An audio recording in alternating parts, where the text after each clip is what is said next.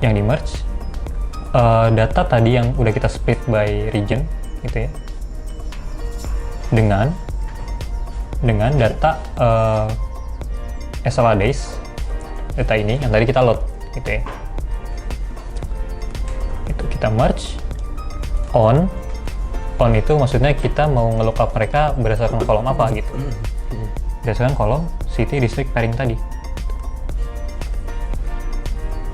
How-nya left. How itu maksudnya adalah jadi kalau kalian familiar dengan SQL gitu ya, di join itu kan ada inner join, outer join, sama left right join gitu. Kalau inner join itu kita mau dapetin semua data yang mana dua-duanya itu ada di kedua tabel tersebut gitu. Kalau outer kita pengen dapetin data yang nggak ada match-nya antara kedua tabel tersebut. Nah kalau left, aku pengen munculin semua data dari tabel pertama yaitu origin GJWJ, semua ordernya. Nggak peduli mereka ini punya pasangan di tabel SLAD sini atau enggak gitu. Kalaupun mereka nggak punya pasangan, tetap tampilin aja, tapi nanti kita filter itu yang nolnya gitu teman-teman. Udah, sekarang coba kita lihat hasilnya. Print SLA GJWJ .info. Harusnya sekarang muncul kolom baru namanya ini origin GJWJ SLA, yang mana isinya adalah jumlah hari deadline dari paket tersebut.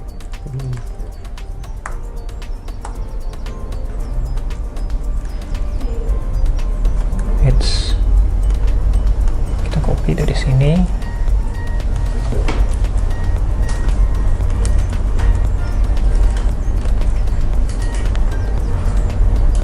Ada yang salah spasi. Nah, dapat nih harinya. Ini ada yang none karena berarti ada yang nggak ketemu nih, gitu. Ada yang nggak ada pairingnya gitu. Ketika di lookup nggak ketemu. Nah ini kayak gini-gini kita hilangin dulu aja nanti, gitu. Karena berarti di database yang kita punya ada yang belum ditaruh deadline harinya itu berapa gitu. Di real case skenario, data ini di-maintain oleh satu divisi terpisah gitu, yang mana akan diupdate setiap berkala lah gitu. Maka wajar aja jika ada yang null, karena mungkin akan baru di-add di kemudian hari. Oke. Nah, sekarang berarti kan kita punya 3 table yang udah punya SLA days-nya masing-masing, yang udah punya deadline harinya masing-masing. Tapi kan kita pengen outputnya ya jadi satu table kayak pertama tadi kita input gitu kan. Kita nggak pengen tiba-tiba jadi 3 output gini. Karena mereka semua harus kita concat lagi kembali jadi satu table. Gitu. Sebelum kita concat, kita perlu nyamain dulu nih. Nyamain apa? Nyamain nama kolom SLA days yang baru tadi kita add gitu. Buat yang GJWJ kan namanya GJWJ. Buat yang CJEJ namanya nanti origin CJEJ. Origin address. Kalau mau kita concat jadi satu table kan namanya harus sama tuh. Ketiga kolomnya. Kalau nggak ntar mereka jadi ya kepisah-pisah juga gitu. Jadi harus kita rename nih kolomnya. Rename-nya pakai fungsi rename yang ada di Pandas juga. Panggil tabelnya apa, dot rename, kolom sama kayak tadi, nama kolom yang kita rename apa, rename menjadi apa, in place true. Nah, sekarang kalau kita print, kita ambil satu contoh yang GJWJ, .info. Nah, sekarang namanya udah jadi SLA days. Begitu juga untuk yang CJEJ.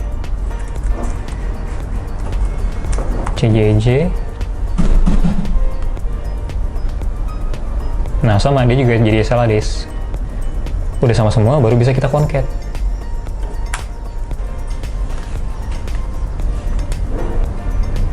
Nah, kita concat, kita namain dia jadi df aja ya biar cepet, biar nggak ngetik kepanjangan. Kalau kita pakai fungsi concat di Pandas, nah inputnya adalah kita harus jadiin mereka jadi suatu list dulu, baru bisa diolah di fungsi concat ini. Gitu. Kita coba cek print df.info.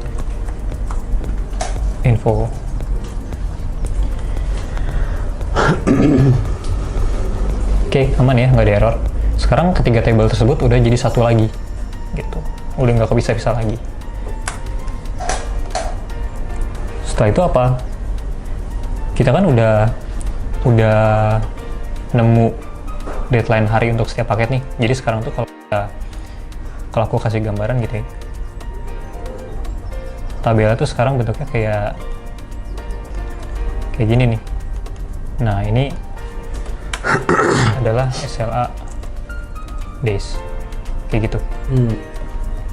Nah, tapi kan kita pengen tahu nih untuk paket ini misalnya dia itu deadline-nya udah berapa hari lagi sih sampai dia ngelewatin deadline-nya gitu kan.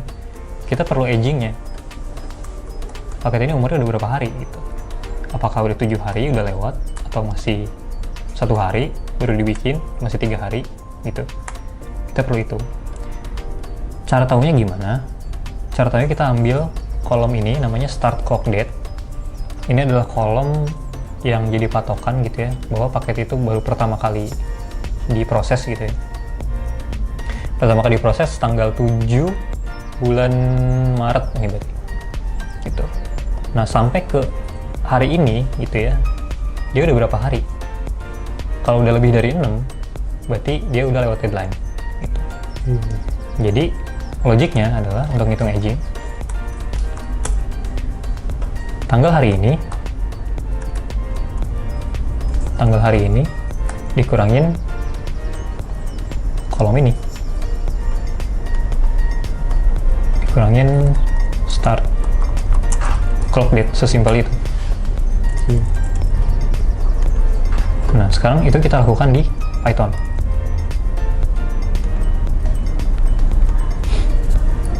Nah,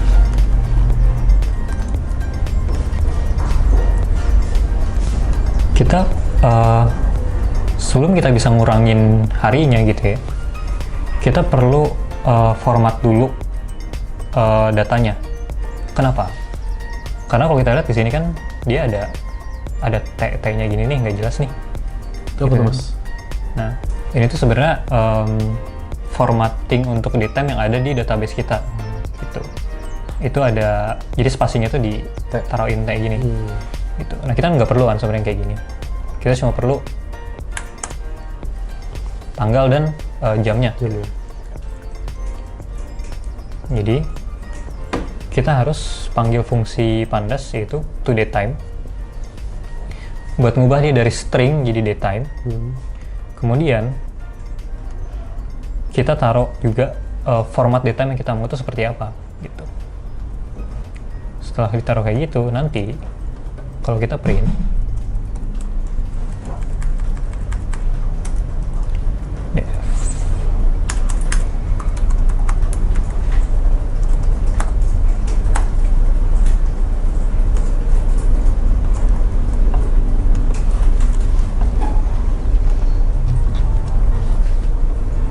nah, sekarang T-nya udah hilang. Ini baru bisa kita kurangi nih dengan tanggal hari ini buat dapetin aging-nya. Gitu.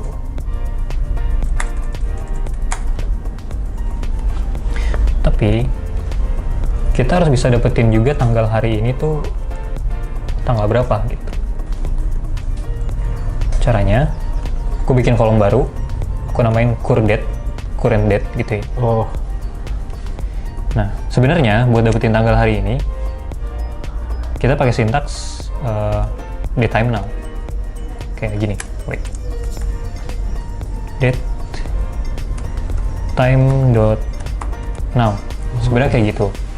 Nah, cuma karena data ini data dummy dan aku download dari database itu beberapa hari yang lalu gitu ya. Sehingga kalau kita pakai tanggal date time now, nanti visualisasinya mostly semua paket udah bakal lewat deadline. Iya. Gitu kan. Agingnya udah kelamaan. Jadi biar visualisasinya lebih bagus, kita katakanlah tanggal hari ini tuh tanggal 9 Juni deh ya. Beberapa hari yang lalu gitu. Boleh. Kita balik ke masa lalu ya, Mas? Ya, kita time traveling. Nah, taruh aja tanggalnya di dalam fungsi date time, dan juga make sure formatnya itu sama dengan format date time yang tadi ada di table kita, biar bisa dikurangin gitu. Udah nih, udah ada tanggal hari ini, udah ada tanggal start clock-nya, tinggal kita kurangin deh. Aku bikin kolom baru namanya aging gitu ya. Isinya adalah current date, tanggal hari ini, dikurangi start clock date tadi gitu. S type time delta D. Maksudnya apa? Maksudnya aku pengen outputnya ini dalam bentuk hari gitu. Ini bisa diubah, bisa kita ganti jadi H. Kalau H itu berarti hours, dan minutes, atau ya sesuai kebutuhan aja gitu. Dalam hal ini aku butuhnya hari. Udah. Kalau misalnya dicampur semua bisa, Mas? Maksudnya our date dan teman-temannya? Bisa. Sebenarnya kalau ini kalian hapus, itu nanti bisa keluar semuanya. Oh. Nah, coba kita print dulu ya. Print def.info.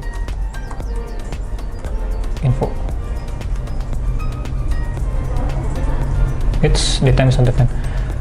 Oh, astaga. Lupa. Nah, karena kita di sini pakai fungsi datetime, teman-teman, dan kita belum import library datetime, makanya dia error. Tadi kan kita baru import pandas doang ya di atas. Kita perlu import datetime. Import, enggak. From datetime, import datetime. Coba running lagi. Nah, kita udah dapat aging nih. Udah dapat aging, udah punya deadline harinya berapa. Tinggal kita hitung aja berapa paket yang udah mendekati deadline gitu ya.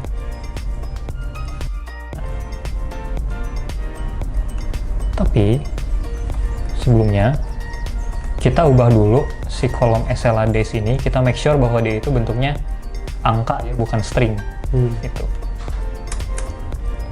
Jadi di sini aku bikin restate nama kolomnya S-type float 64. Aku make sure bahwa dia itu bentuknya angka dan ada koma belakangnya gitu. Karena kalau nanti dia ternyata bentuknya integer, terus kita ngurangin angka dengan integer kan bakal error. Gitu. Nah, karena aku bikin kolom baru namanya days to breach. Maksudnya ini apa? Maksudnya adalah berapa hari paket itu sampai ke hari deadline-nya gitu. Kita sebutnya dengan nama days to breach. Rumusnya tinggal dikurangin aja. Nah, sekarang aku mau tunjukin dulu isi kolom itu kayak apa sih.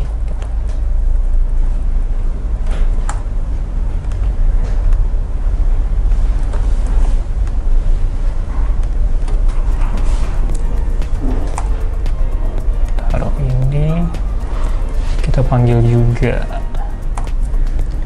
agingnya.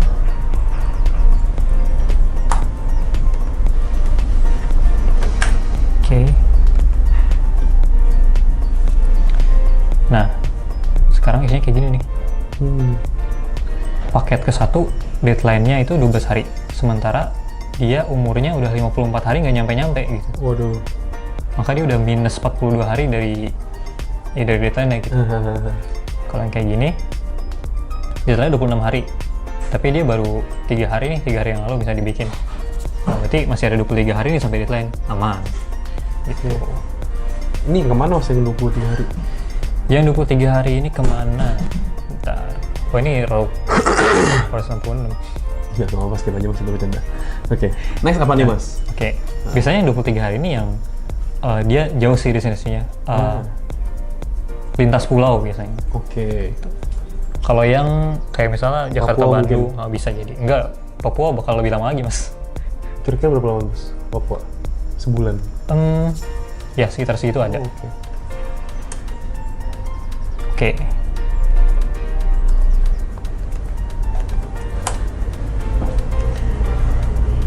Nah, sekarang kita udah nemu nih desktop disknya. Tapi masih ada yang nang gini ya. Kita remove dulu aja nih. Oke, drop nah. Copy aja yang di atas tadi.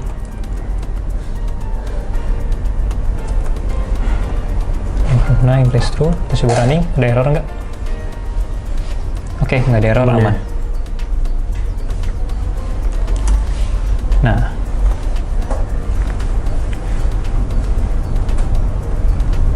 tapi tadi bentuknya begini nih. Kalau kita pengen jadiin grafik yang kayak begini, tapi dia jumlah kolom desktop disknya ini banyak, maka kan nanti di sumbu X-nya akan ada minus 42, minus 32, 0, 1, 2, 3, 4, 5, 6, 7, 8, 9, 10 gitu kan. Kita pengen mereka dikelompokin jadi satu aja gitu. Oh, berapa hari sih yang 0? Berapa banyak sih yang 1 hari? Berapa banyak 2 hari gitu kan. Nah, jadi ini perlu kita istilahnya kita kategoriin lah gitu ya. Gitu. Caranya kayak gimana? Pertama, kita bikin dulu kategorinya apaan aja. Kita bikin dulu kondisinya apaan aja gitu ya. Nah, di sini kita set kondisinya sekitar berapa nih? 6 ya. Jadi kita bagi jadi paket-paket yang desktop disknya 0, 1, 2, 3, 4, 5 dan juga yang lebih dari 5.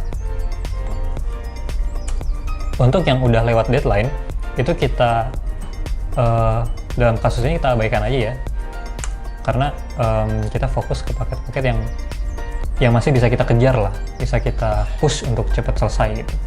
Yang udah berlalu biarlah berlalu. Sekarang kita nggak ngeliat masalah dulu ya guys. Gitu. Nah, di sini aku ngeset kategorinya nih berdasarkan logic yang udah aku bikin tadi. Jadi untuk yang desktop disknya 0 masukin ke kategori 0. Untuk yang desktop disknya 1 hari masukin kategori 1. Untuk yang lebih dari 5 masukin ke kategori lebih dari 5. Nah, ini kita bikin jadi kolom baru aja, namanya aging kategori. Kita bikin kolom baru, aging kategori, sampai select condition values. Conditionnya apa tadi, value-nya yang mau kita tampilin apa, kategorinya gitu. Kalau kita print df aging kategori. Nah, sekarang dia jadi nggak berantakan lagi nih guys. Gitu. Meskipun ini nggak full ya, kepotong gitu. Cuma kita udah bisa lihat bahwa udah dikategoriin berdasarkan logic yang kita set tadi gitu. Sekarang kita lanjut dulu. Nah, kan kita udah berhasil kategori ini. Jadi sekarang tuh kalau aku gambarin ya, datanya itu udah ada aging kategori. Di sini ada aging. Misalnya ini agingnya 8 hari, misalnya 10, 19 gitu ya. Terus ini 1, 2, 3. Nah, tadi kita bagi kategorinya cuma 1, 2, 3, 4, 5 sampai lebih dari 5 gitu ya. Berarti ini bakal masuk jadi lebih dari 5, ini lebih dari 5 gitu misalnya. Lebih dari 5, ini 1, 2, 3. It's 2, 3 gitu. Nah, sekarang kita pengen bikin bar chartnya yang kayak gini. Kayak gini. Cuma kalau mau bikin bar chart kayak gini, kita perlu jumlah paketnya tuh berapa sih? Gitu kan. Jadi yang yang agent kategorinya 1 ini ada berapa paket sih gitu kan. Harus gitu kan. Iya. Terus yang 2 ini ada berapa paket gitu. Nah, kita perlu fungsi group by. Oke. Fungsi group by di sini aku taruh di variabel baru group by. Data frame-nya apa? Pakai fungsi group by. Apa yang di group by? Kita group by agent kategorinya. Gitu. Jadi kita grouping berdasarkan kategori yang udah kita bikin. Terus kita hitung jumlah unique order ID-nya itu ada berapa untuk masing-masing kategori. Nah, jumlah unique order ID ini. Jadi yang lebih besar dari 5 itu ada berapa order ID sih? Gitu. Count. Oke. Nah, sekarang kita print dulu deh tabelnya. Print group by dot head aja.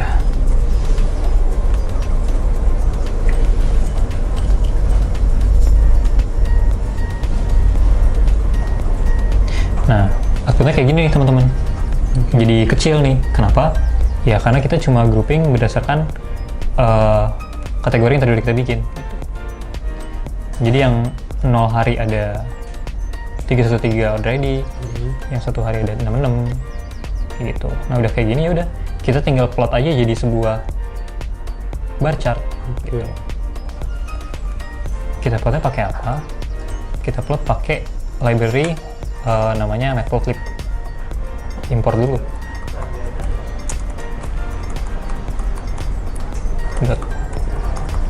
Plot s plh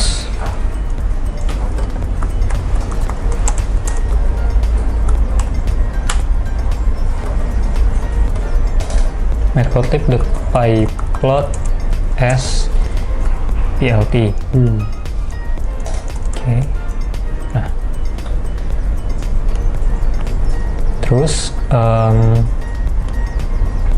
kita define dulu gedenya gambar yang kita mau tuh segede gimana sih gitu. Figur yang kita mau ini tuh ukurannya berapa kali berapa gitu lah istilahnya. Pakai fungsi figur di matplotlib plt.figure, fix size-nya ini aku taruh 10 kali 7 nih gitu. Sebenarnya terserah sih, nggak ngaruh juga, asal jangan kekecilan aja gitu. Udah aku define gede kotaknya itu mau segede gimana, baru aku plot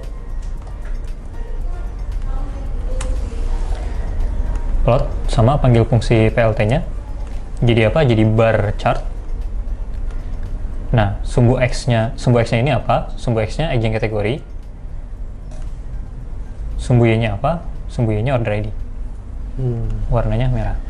Kalau kita lihat tadi di tabel ini, nah ini pengen aku jadiin sumbu x nih yang agent kategori ini. Nah, si jumlah count order ID ini pengen aku jadiin sumbu y. Gitu. Coba kita lihat dulu. plt.show.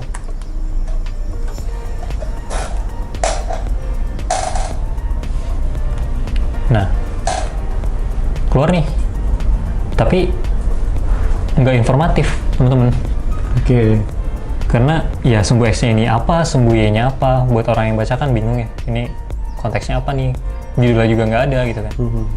Terus ini ya 300 sih misalnya nih, yang hari ke-0, tapi 300 berapa? Ini kan nggak jelas. Tuh.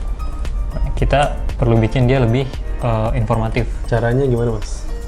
Caranya sebenarnya udah disediain semua di library-nya matplotlib. Kita tinggal panggil-panggil aja fungsinya.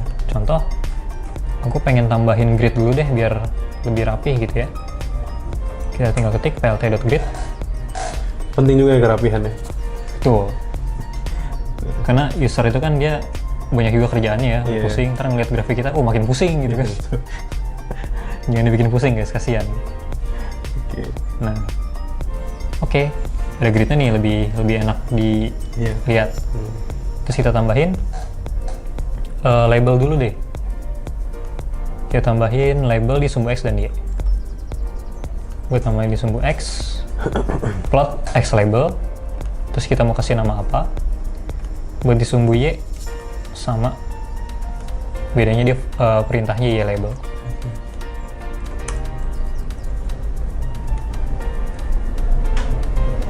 Nah sekarang muncul ya nama sumbunya itu apa. Sekarang kita jadi tahu nih, oh X itu days to bridge, oh Y itu count dari order ID gitu. Nah terus kita perlu juga munculin nih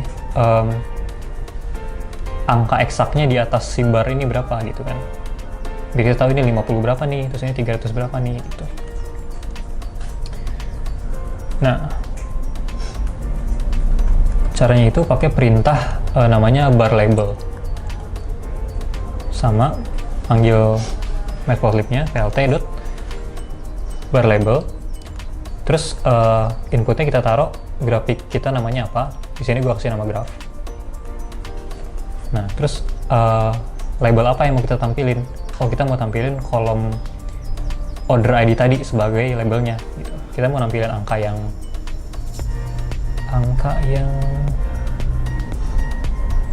oh udah hilang. Kita mau nampilin yang ini nih.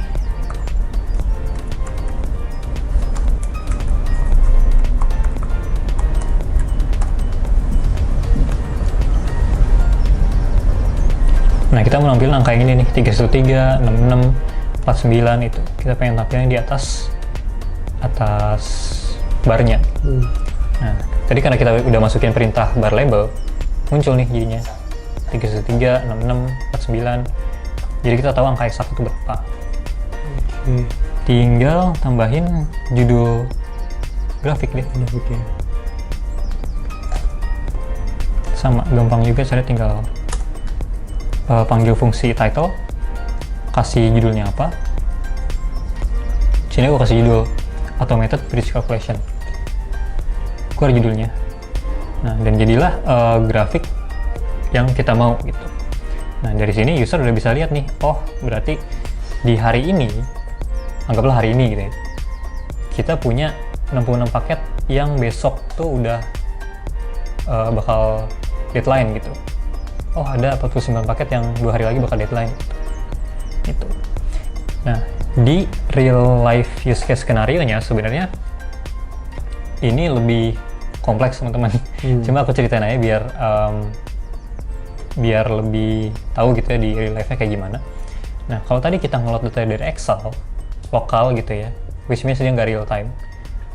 Pada real case skenario nya ini aku sambungin langsung codingannya ke database kita. Gimana database kita itu MySQL basisnya, dan dia bakal nge-update setiap saat gitu. Nah karena sumber database-nya itu real time, jadi setiap kali gue klik tombol run ini, maka data grafik yang muncul adalah grafik order-order di saat gitu. Nah bayangin yang awalnya user itu harus narik data dulu MySQL dari database, terus masukin ke Excel, bersihin, lookup, bikin grafiknya. Sekarang dengan adanya codingan gue, tinggal klik running aja, data saat itu langsung jadi visualisasi. Gitu. Dan ini nggak cuma sampai situ aja, kita aku di divisi data analytics design automation ini juga codingan script Python ini aku taruh ke semacam scheduler Windows gitu ya, yang mana jadi aku nggak perlu ngeklik running nih. Jadi dia bakal auto running di jam-jam tertentu gitu. Nah jadi bayangin si user ini setiap kali dia pengen lihat data terlatest, tinggal buka aja misal aku taruh di data studio gitu yang di sini, tinggal buka aja halamannya gitu, dan itu automatically data terbaru langsung bisa dilihat tanpa harus ngolah-ngolah lagi kayak gitu teman-teman. Jadi impactnya tuh gede banget gitu. Nah kurang lebih sampai situ sih teman-teman sesi live coding kali ini.